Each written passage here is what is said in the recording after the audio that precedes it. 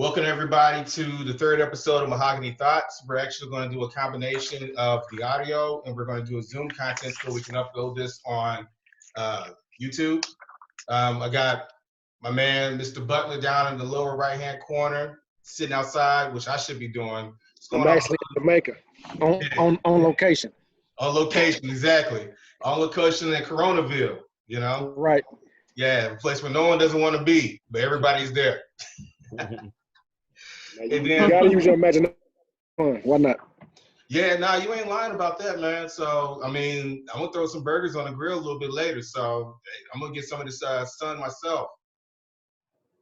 Charletta Taylor. I've known Charletta Taylor for almost 15 years and stuff. How you doing, Miss Taylor? I am doing well. How are you? Thanks for having me today. Yeah, absolutely. So we want to make sure that we get a balanced perspective. We want to make sure that we have a voice of a woman on the podcast. So we have invited Ms. Taylor. She's going to be in rotation. So we'll have some episodes where she's on there and, be able to ask some questions that maybe the fellas may not be able to ask, maybe a different perspective, what have you. So Charletta, just briefly, just tell us a little bit about yourself and your background. Let's see. So, Charletta Taylor, thanks for having me again. To sum it up, Terrence and I used to work together. I am, oh my goodness, that's hard to do, Terrence, in such a short time. But basically,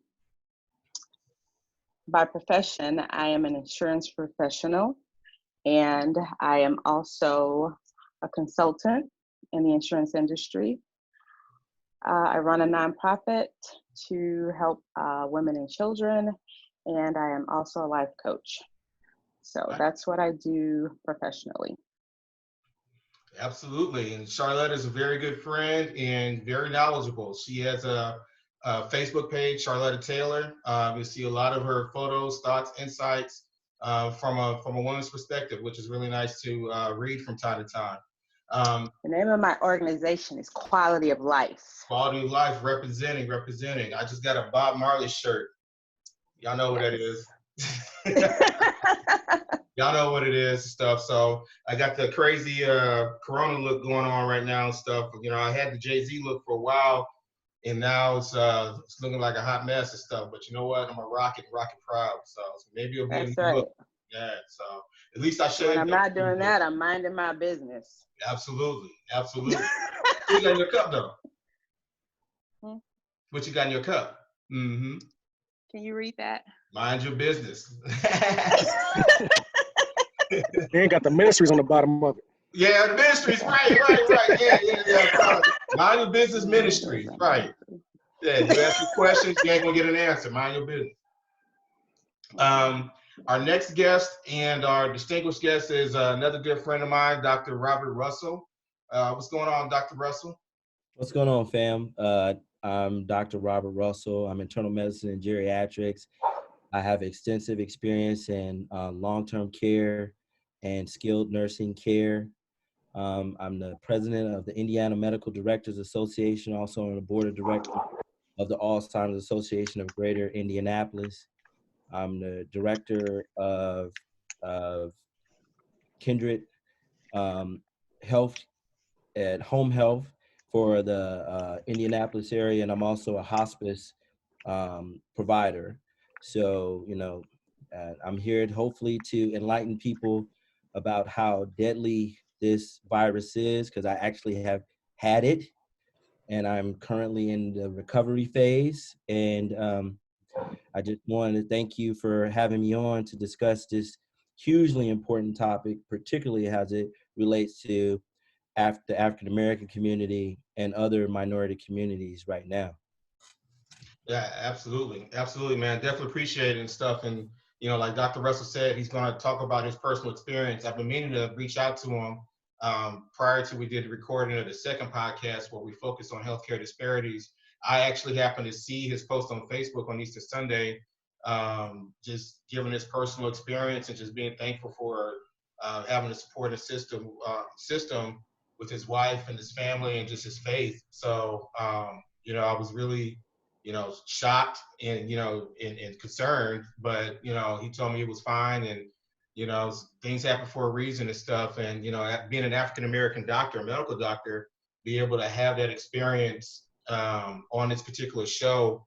I mean, whether it's 15 people that listen to it or 15,000, this information needs to get out. So we definitely appreciate you being on here, and we thank you talking to us while you're still recovering and everything. So before we get into it, crazy Corona stories. I guess that's going to be our theme until we break out. We're recording on Saturday afternoon. So crazy Corona story. Doc, we'll start off with you. I mean, anything you saw on the news, something you saw on social media, just kind of scratches your head.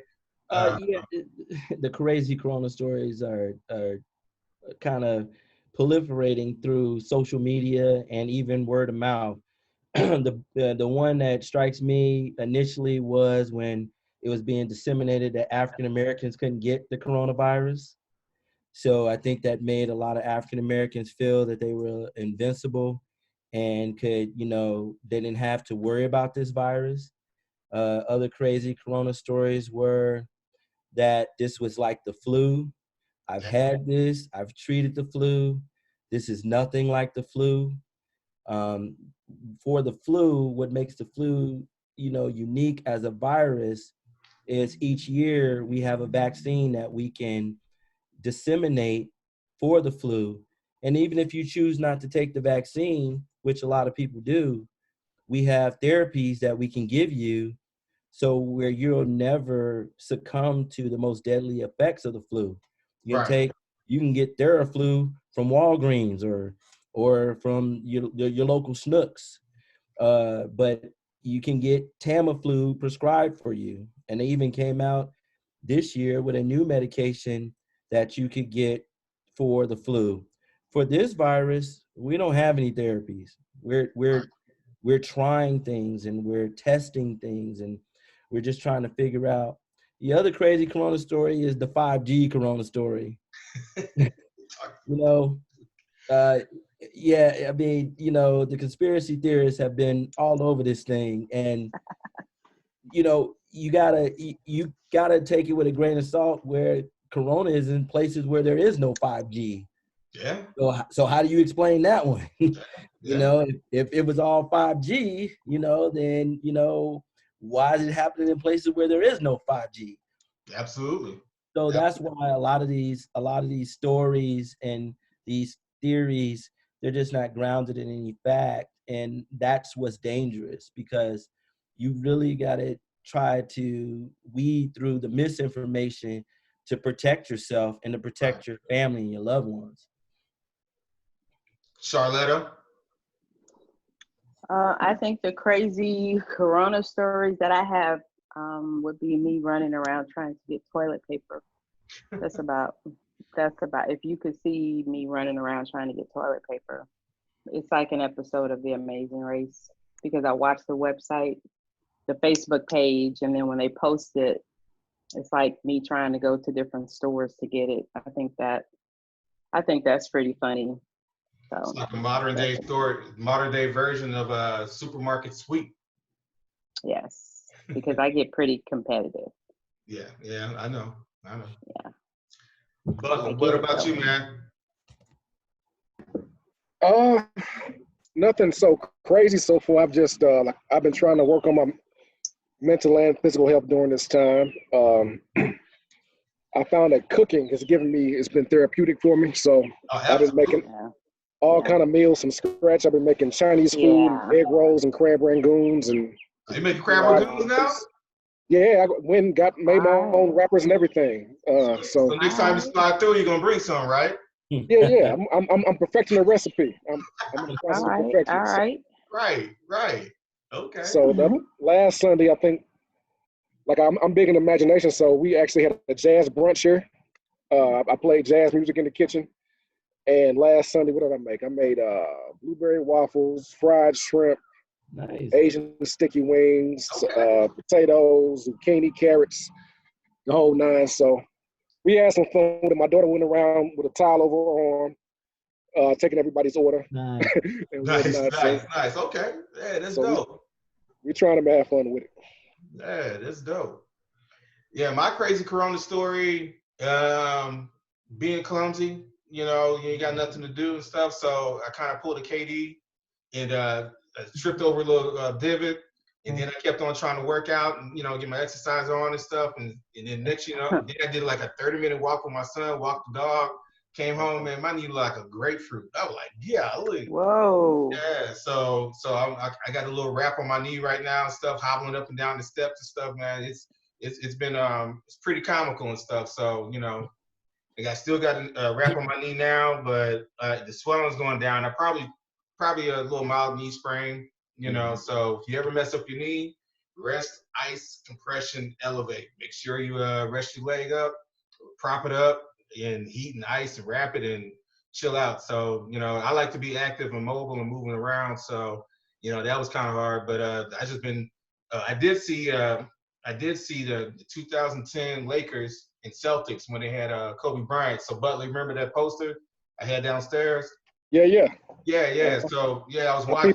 peeped that game out too, twice, I think. Yeah. Well, Kobe did the thing and stuff, you know. Yeah. So Isaiah was like, my youngest, he was like, that's just like your picture on the wall. I'm like, yeah. So that was probably one of the best photo shots of somebody winning an NBA championship. You can see like the pure emotions on it. I'm a big Kobe fan as it is. So, but it was kind of dope seeing that. So we're going to get at it now. Dr. Russell, we're just going to have you just speak briefly about your experience for the, you know, when you had the coronavirus and just some of your personal reflections from it. And then we'll just ask you some questions on this particular episode. Okay, cool. So my experience was that I really don't know where I contracted it from.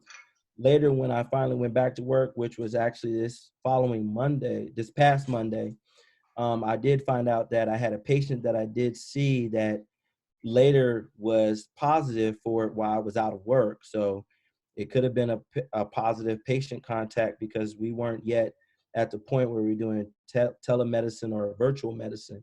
Right. My wife also had it, but her symptoms were a lot milder than mine, and she had hers probably about 7 days before I started having symptoms. And like I said, and I'm here in the state of Indiana. I used to live in St. Louis. That's another way that me and Terrence know each other. And we also used to work together too. Oh, yeah. Right. But we were still moving about freely. You know, people weren't wearing masks yet. People weren't socially distancing at the grocery store yet. You still could go to a restaurant and eat in, and so there's really literally 1,000 places that I could have got it from. But my wife did track it back to a series of text messages I sent her on March 24th. I was at work, and at that point in time, I wasn't seeing anybody physically, thank God, because I started having symptoms that day at work. It started with my taste buds kind of going awry. She made me lunch, which she normally does, and we had just bought fresh groceries, but it tasted wrong. It didn't taste right at all. It tasted very salty. It didn't taste appealing, that I only could eat like 1/3 of it. So I actually threw it away. And I was only able to eat a yogurt that she had provided me in my lunch too. And then I started getting aches, joint aches. And I kind of shrugged it off. Maybe it was a little fatigue, just a little exhaustion. And but as soon as I was done closing out everything for the day, I bailed. I was like, I'm out, because I knew I just didn't feel right. At that time, it still wasn't on our radar to just jump straight to saying someone had COVID. So I went home and took Theraflu as soon as I got home. Okay. Thinking it was going to knock it out, because maybe I got, maybe because I got joint aches, maybe it's just come down with a little something. Sure. And then after that, I tried to eat dinner, wasn't able to really eat dinner. Took some more Theraflu, thinking that would help. Didn't help at all. My stomach started feeling weird. I didn't have any GI issues, but my stomach started feeling weird. And I took some Alka-Seltzer Plus just to see if that would knock it out. Right. All these things I would normally do, I'd be good to go by the next day. And my son even looked at me as I was telling him I was going to go upstairs and just lay down because I felt really achy. He looked at me and said, "Dad, you going to work tomorrow?" And I was like, "Yeah, I'm going to take this medicine. I'm going to be good." Right. And he looked at me and said, "I don't think you're going to work tomorrow." And he was right. I woke up that next morning and I had my first fever.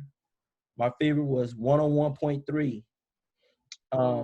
I was still having the aches, so I contacted the powers that be to let them know I had a fever and I wasn't going to come in. And at that time, our policy was for us to be just 72 hours fever free. And I was looking at my wife's symptoms and how her course went. She really had the symptoms the worst for about 3 to 4 days. And then she was back to kind of getting back to the swing of things. So I was like, you know what? Even if I have what my wife had, I'll be good by Monday. Because that was a Tuesday, and the day I called in was a Wednesday. I wasn't good by Monday. I tell you that right now.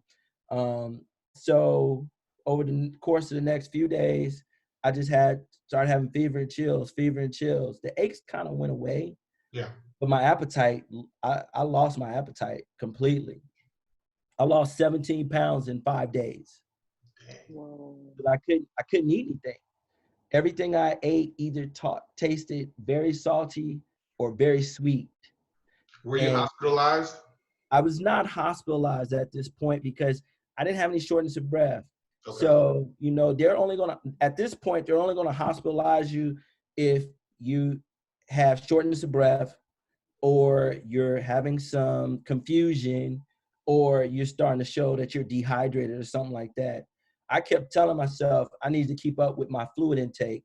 So even though I wasn't able to eat, I'm forcing water and Gatorade in me just so I can keep my electrolytes and my fluid up.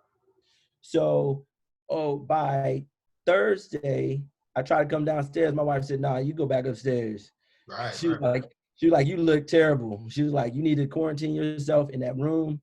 I'll bring you whatever you need. Text me, call me, but don't come out of that room." So I started self-quarantining really Thursday. So as Thursday went on, I started developing a little bit of a cough. But at that point, it wasn't really bad. It was just a cough. But by Friday, it was getting worse. It was getting really more barky, but it still wasn't really, really bad. And the scary thing about this virus, there's a rebound period. If you look at some of the literature, a lot of people have said that they've actually felt better and then it gets worse. And I was thinking of it from my wife's perspective that it was going to run the same course as hers. And Friday night around 9:30 p.m. was my rebound period. I felt great. My appetite all of a sudden came back and I was just able to eat. My son came in the room, laid across the foot of the bed and talked to me. And I was actually thinking, okay, I'm gonna wake up Saturday morning and I'm good. So I'm still on this plan that Monday I'm probably gonna be able to go back to work because it's gonna be gone. It's gonna be over by then. How's your wife now? Oh, my wife is probably I probably say she's like 98%. My wife is doing great. She still has a little bit of a cough that comes every now and then, but she has no other symptoms. She's back to her normal routine. That's a blessing. Good. It is. My symptoms were way more severe than hers. And that Saturday was the tale. So I'm having fever and chills. And the fever, normally when you have a fever, it's gradual. It just kind of comes and it kind of progressively gets worse. I would just immediately feel like I was on fire. So that Saturday, I took my temperature again. So I hadn't taken my temperature since that Wednesday morning. It was 101.8. And I have a pulse oximeter here. And I hooked the pulse oximetry up to me because I wanted to just make sure I wasn't desatting. Because I knew if I started desatting, I need to get to the hospital. Yeah. But my sat stayed good. My oxygenation was good. But my pulse was all over the place. So I probably... Can you, before, Doc, sorry, quick, I didn't mean to interrupt, but can you explain just for the audience what sat rates are? Yeah. What does it entail?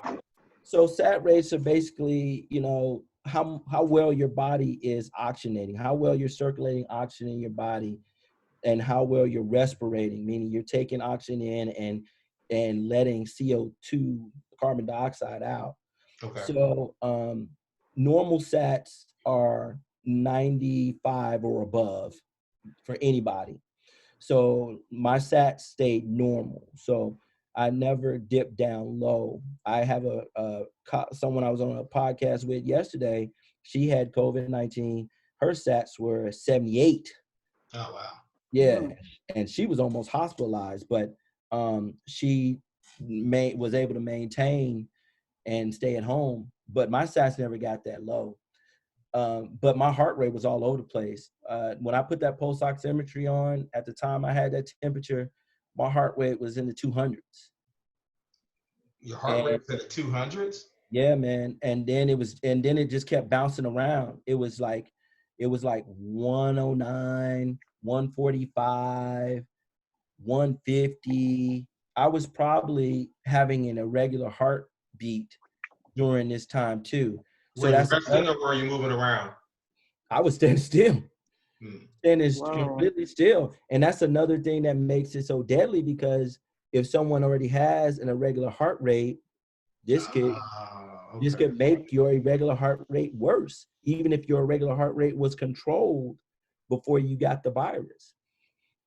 So that Saturday, the fever and chills were bad. And I was in the bed with down comforter, sheets, hoodie, sweatpants, socks, t-shirt, and I felt cold to the bone. Nothing was making me warm. And I go into that Sunday morning at 4:30 in the morning, and my symptoms were the worst they had ever been. That was the morning, that was the scariest morning of my life, that I actually thought could be the end. This could be it. I woke up 4:30 in the morning. The cough was the worst it could ever be, and it was choking me. It was eliciting my gag reflex. I'm doubled over in my sink, looking into the mirror, and my eyes are red, and tears are coming out of my eyes because of how violent the cough was. I'm coughing up this stuff it wasn't like mucus. It was like just gelatinous, sticky stuff. And then I'm coughing up fluid. So what I'm theorizing is that I was starting to develop fluid on my lungs, and I was starting to cough it up. And what day So was it at? what's that? When you started experiencing that day that you was talking about, That what day was was that? Was that day 5, day 10? that was day 4. Wow. That was day 4. So on Friday, prior to the fever on Saturday, I started kind of realizing I needed to take something for my symptoms. So I was just rotating Dayquil and NyQuil every 4 to 6 hours. So I take the NyQuil at night. That would allow me to sleep. And then by the time I woke up, I would just take Dayquil every 4 to 6 hours to try to keep my symptoms under control, because the cough was getting worse. And so when I was doubled over my sink, I was just praying that I could get some NyQuil in me so I could get back in bed. And I took some NyQuil, and I coughed immediately after taking the NyQuil, and there was NyQuil in the stuff that I coughed up. So I didn't even know how much NyQuil I got in me. Man. And I was at that point, I was at that point where I was thinking, I'm gonna have to crawl over to the guest room and knock on the door and tell my wife to call EMS, or the other option was to try to sit on the side of the bed and see if this would calm down. But I needed to get closer to my phone just in case I needed to text her or call her, because if I can't stop coughing, I'm gonna pass out. And if I pass out, that could be it. So I'm trying to tell myself everything I would tell a patient that's going through the same thing. As long as you're coughing, you're fine, but you got to calm down. You got to take deep breaths. You got to relax. You got to get your heart rate down. You got to get your anxiety down, because it was scary, dude. It was scary. And I don't scare easy. I've never had a medical scare in my life, and I was scared. I was really scared for myself and thinking about my family, like, this could be the last day of my life, because that's how bad it was. But after 45 minutes, it died down. And then the next day, everything started getting better. Wow.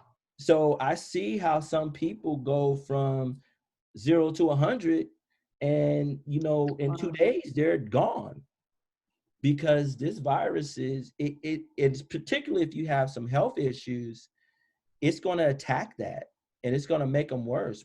Particularly if you have lung issues. In my recovery, I've had a chest X-ray, and I've never smoked a day in my life. And the chest X-ray says at this point, I got the lungs of someone who smoked like for 30 years. Wow. Oh, And I've never smoked a day in my life.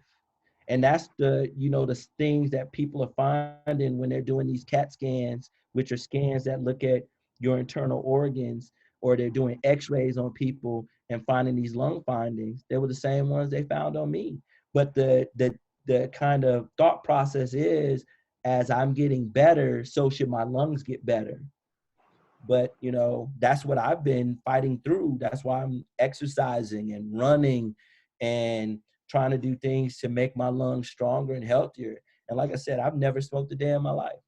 Man, I appreciate you sharing that story. And for the audience who's listening, last week we talked about some of the conspiracy theories, and we also just talked about healthcare disparities. And this is one of the reasons why we have to be very mindful of our situation. So the coronavirus is, this is not going to be the last major virus that's going to occur in our lifetime, No. but it definitely underscores the reason why we have to take care of our health. So it's not saying that we're targeted or anything. I know the media kind of makes it out. I've seen some people say how it feels like that it's a black people's thing now, or some people may feel like, we just can't win, when it comes from a healthcare perspective. But, that's, even if you would, that's why when we talk about smoking and just increased alcohol usage and stuff like that, that's what makes you extremely vulnerable. So I definitely appreciate you sharing the story. We're going to go roundtable for the remainder of this episode, so we can just ask you, personally, Sure. about the COVID issue. And then, the next podcast episode, we're going to definitely start talking more about healthcare disparities and just kind of, your thoughts for the people. So, Sure. but we'll go ahead and start off with you. Yes, sir. I have a question for you. Being a medical professional and also having gone through it, like in the media, we keep hearing our best way to combat this is through social distancing and kind of staying put. But is there anything that we can do as far as boosting our immune systems up, so if we come in contact with it, that we're better able to withstand it? Because I've heard a lot of natural cures like the sea moss, the elderberry, different herbs and things, and doing things like juicing and increasing your take. Anything else that you've heard of that we can do to kind of boost our immune system? Yeah, that's a great question. Even before this started, people were asking me as they saw I was coming on, what should you do? Definitely, you want to do anything that's going to increase your immune system. So starting off with trying to be active at least 30 to 45 minutes every day if you can, but at least 3 to 4 times a week. Exercise alone will boost your immune system. Secondly, making sure that you're eating nutritiously. You got to be careful about what you're putting in your body and what you're eating. So trying to stay away from processed food, eating things that are more homemade. Like, so what you're doing where you're increasing your cooking game, you're actually boosting your immune system, because you're controlling the ingredients. You're controlling the salt content. You're controlling the sugar content.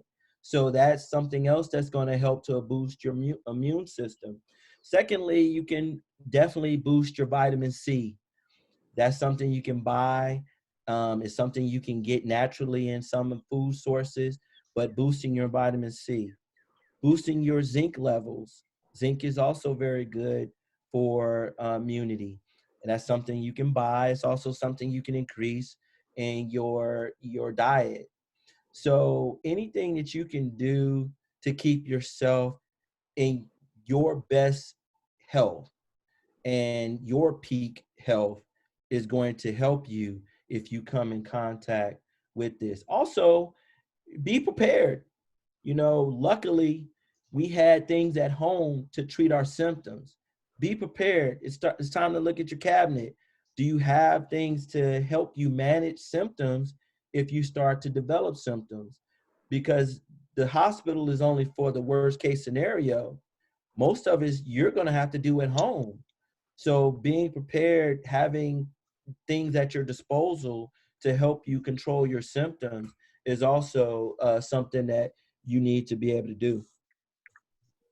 Gotcha. Because my family thinks I'm a lunatic. Because I like, even maybe one of my frat brothers, he said, this is before even all this stuff broke out. He was like, let's have a 40-day like mental and a mental challenge and a food challenge. Like the next 40 days, not gonna do any meats, just fruits and vegetables. And he gave us like a list of herbs we can take too, and also some things you can do as far as your mindset, as far as meditation and things like that. So, like even before this happened, he had us on it because that's kind of how he does this a lot. But he kind of brought us in on it too, and I could really tell the difference in my energy and my mental focus and all that. So I kind of continued it, and then we had this outbreak come. And so, like, I have like this cabinet, like, completely dedicated to like health. So my family thinks I'm a lunatic, but I'm constantly pumping all that stuff in my, and I'm trying to give them some tools. Like, here, just eat some more fruit, eat a salad a day or something like that, just to kind of get yourself boost, because you never know how you will come in contact with it. You just have to be prepared. However, so no, you're doing the right thing because you're being proactive, and you're also as a physician, I'm not a pill pusher. My philosophy is I want to do any and everything I can to get you off medication. Right. That's actually the win. The win is if I can take someone who is having some poor health or a bad health outcome, and we together can turn that around to where you're on the least amount of medication as possible, or no medication at all. So you're doing that by taking your health into your hands. That's a very prudent thing to do. More people need to do that. The more medicines you take that are unnatural to your body, the more likely you're going to succumb to one of the side effects of that medicine. Gotcha. That's just biochemistry. Yeah. So, you want to always have a physician or your medical professional. So if they're not willing to work with you on trying to get you off medication and try to figure out things that you can do to better your health, then I always encourage people, find you another doctor, because that's what this is about. I'd rather see you once a year and you tell me everything is fine because you unlocked the key to what's good for you, than see you every 3 months and have to check your hemoglobin, check to see if you got diabetes and how well you treating it, or is your blood pressure under control. I'd rather do it the other way. Charletta? Can you give me your thoughts on probiotics? I know they seem to help me, but I don't know if that's just a mental thing. But it seems like when I started hearing a lot about being like healthy with my digestive system and like gut healthy, because of just like craving a lot of sweets and stuff, when I started paying attention to things like that, and started doing better in that area, it did help me, but it wasn't something I'm not a professional. So can you give me your thoughts on that? Sure. I am a big, big believer in probiotics. My daughter's on probiotics. My wife occasionally uses probiotics. How old is your daughter? My daughter is 16. Okay. So I'm a big believer in probiotics. Particularly if you're not someone who has a regular bowel movement cycle or digestive cycle, it can help to regulate that. It can help to improve digestion. It can help to improve nutrition transfer from what you're eating into your gut. It can help to reset your gut flora, which is extremely important. And what people don't understand is that your digestive system is very integral in your immunity. So the better your digestive system is and the better functioning your digestive system is, it also supports your immunity. So I'm a huge fan of probiotics, and I encourage people to take them all the time, at least once a day, and sometimes twice a day if necessary. Yeah, that's really interesting and stuff, about your 16-year-old daughter, being on probiotics at such an early age and just the benefits of it. So, I got um, a quick question, see if I can, yeah, go ahead, man. because I don't know. What exactly does a probiotic do to your digestive system? So Exactly. I've heard the story about it, but I don't know specifically what it does. Yeah, sure. great question. So in our gut we have micro bacteria, and it's just natural to our body. It helps us digest the food that we're eating. There are times when the bacteria that's natural to our body becomes unregulated for whatever reason. So if you've ever taken an antibiotic and you've had some GI issues, it's because the antibiotic will wipe out some of your gut flora, some of those bacteria that's just natural to your gut. And that's why you have those GI issues. It becomes a lot more difficult to digest your food. You may have nausea, you may have vomiting, you may have diarrhea when you're on an antibiotic. So it's good to replace that natural bacteria. It's also good to support that natural bacteria. So probiotics just introduce more flora into your gut to help with digestion. Gotcha. Okay. Fun fact for the day. Yeah, yeah.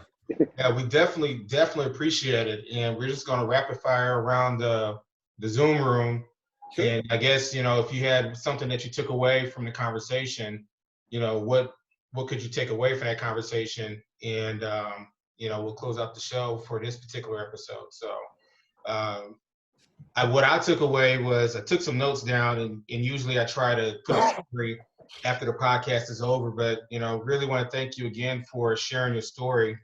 The exercise, eat more nutritiously, boosting the vitamin C. I mean, those are huge. I know a lot of people who believe that, and I do it myself. So I keep the multivitamins. I do like ginger root for the stomach because I do have stomach issues from time to time. Apple cider vinegar pills, or actually with the water. But one thing I really learned, took away from this particular conversation was just how scary that situation was. I mean, just I just can't imagine. I mean, all of us are fathers here, parents, mothers, parents. All of us have. We all have young ones. I just couldn't imagine that thought when you're just sitting there and this is something way out of control. They have no vaccine for it. Like I just couldn't even imagine what the experience is like, and just to visualize what you said, man. That really, for those who are saying that this is like the flu. I had the flu a couple of times in my lifetime. Never been as bad. Body aches, and I had some bad body aches. And I had fevers, but I don't even know what it's like to have a really bad cough. Like I don't even catch colds. So or at least I never thought I had a cold. But yeah, I've never had a bad coughing spell, so I can only imagine for myself. I mean, the advice that you said about what to do, I mean, that's huge, because I would freak out, if I'm coughing like that and gelatin-like stuff is coming up and my NyQuil is coming up and everything, man. I would freak out, and for those who don't understand the correlation between anxiety and cardiac arrest, if your heart rate's already moving off the chart and you give yourself an extra adrenaline boost, it could be a possibility that you give yourself a cardiac arrest, a heart attack, or even a stroke, or aneurysm. So that's very That's very eye-opening. And I definitely appreciate you sharing that story with us. Butler?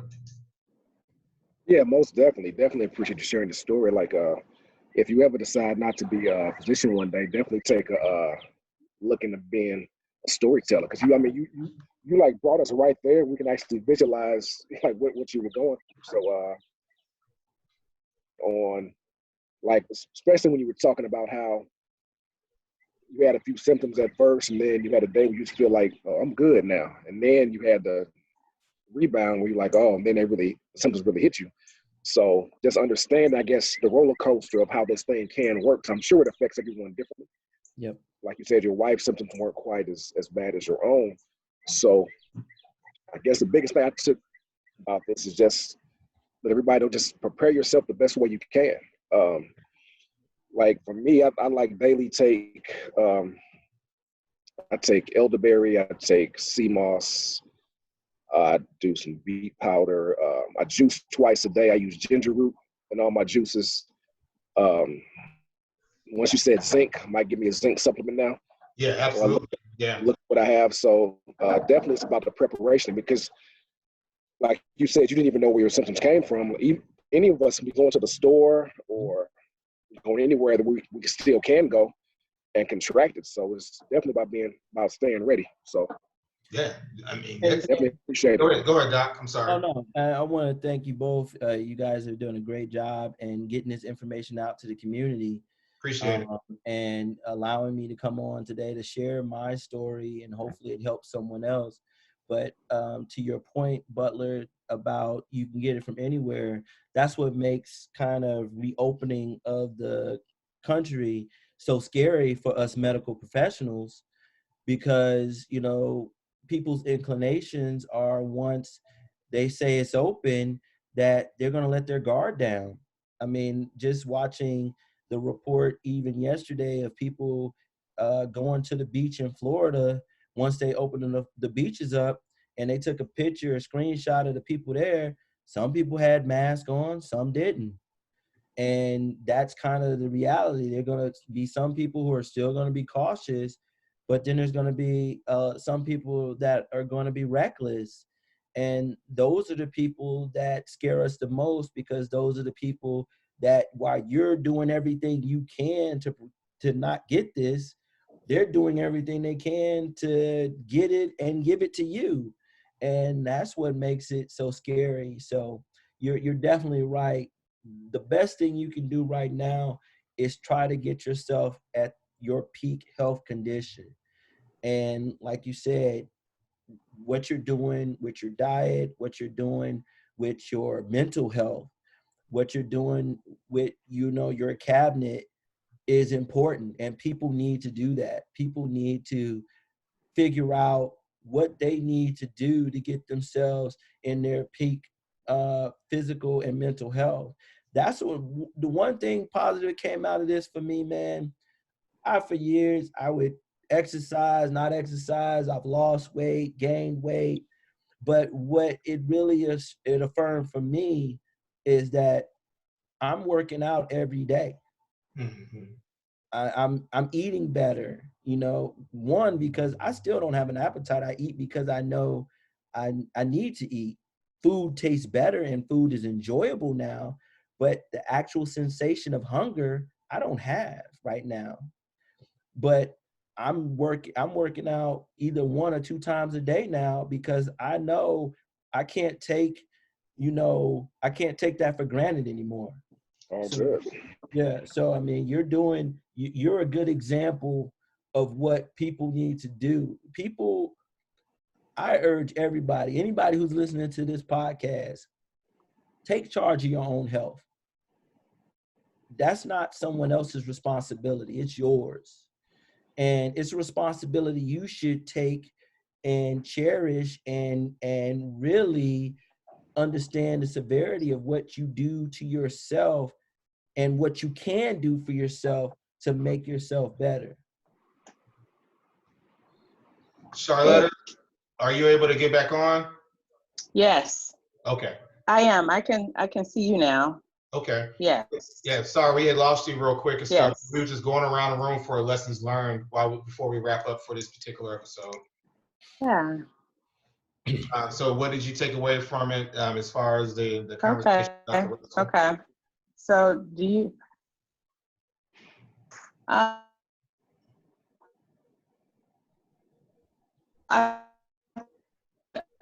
um Charletta? Yeah, she was breaking up a little bit. Yeah.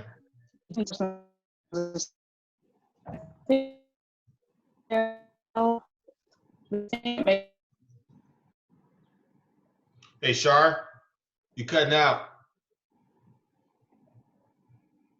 Hello?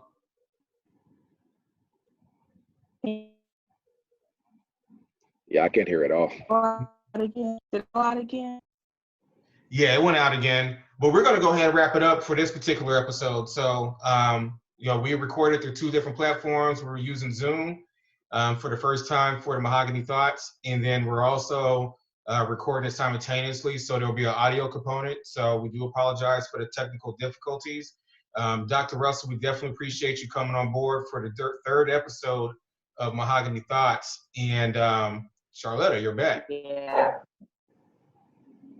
Can you hear us okay? Yeah, it's like it keeps. Yeah, now I can. Okay. Yeah, just real brief, just lessons learned, and then I'm gonna close the show with the final thoughts.